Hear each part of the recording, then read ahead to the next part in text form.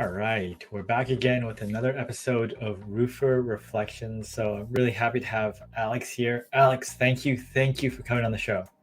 Thanks for having me. Have you always been active on social?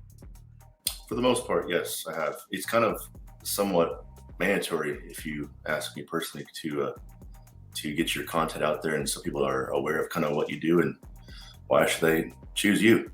Yeah, what was your path to roofing? A friend that left working in the restaurant industry went to go sell roofs. I was like anyone that's kind of skeptical to the roofing industry, I said you're crazy.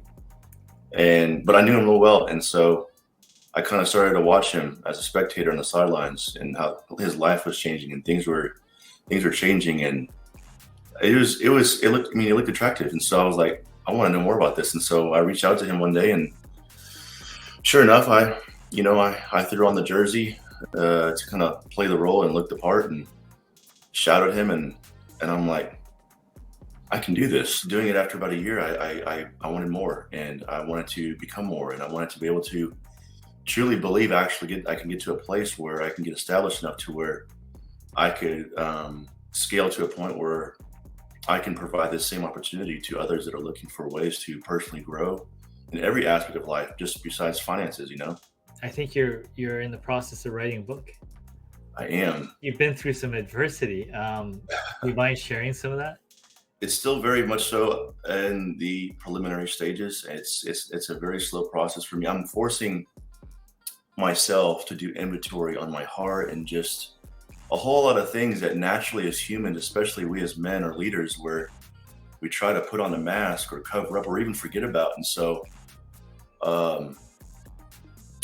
the title, I think, is how pain became a platform for my success. I had a father that worked really hard in the construction industry and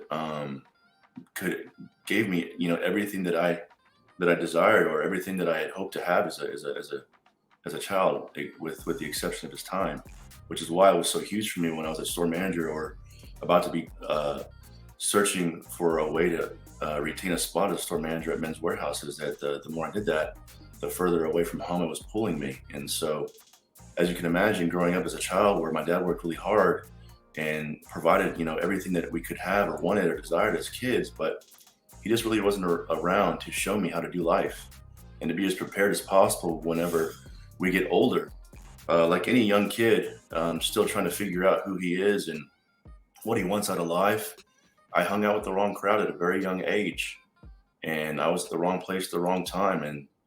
And that evening, I made a choice, and that choice cost me altogether, from start to finish, almost 13 years of my life and my freedom. With all that to say, everything that should have kept me in a place where I could point the finger or blame people or whatever the case may be, I had to own it and look at myself in the mirror and be responsible for the things that I did, and more importantly, forgive myself and continue to ask for forgiveness for the things that I had done, and then eventually believe that I could get to a place in life where I could be who I want to be as a father, as a husband, as a leader. And I'm still looking for ways to do that today. It hasn't changed from day one since I stepped out of prison. And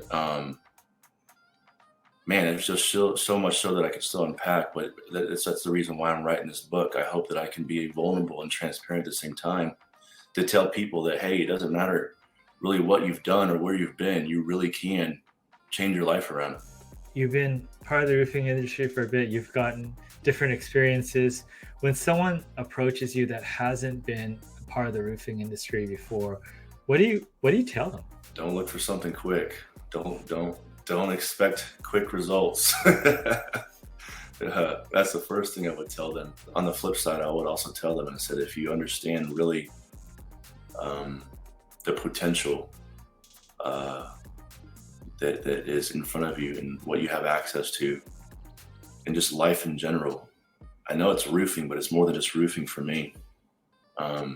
You have a lifestyle that could literally change your life overnight if you're committed to the work and the growth and the personal development. I'll keep saying that because I want to make sure that that hits home and it's engraved into people's minds. Personal development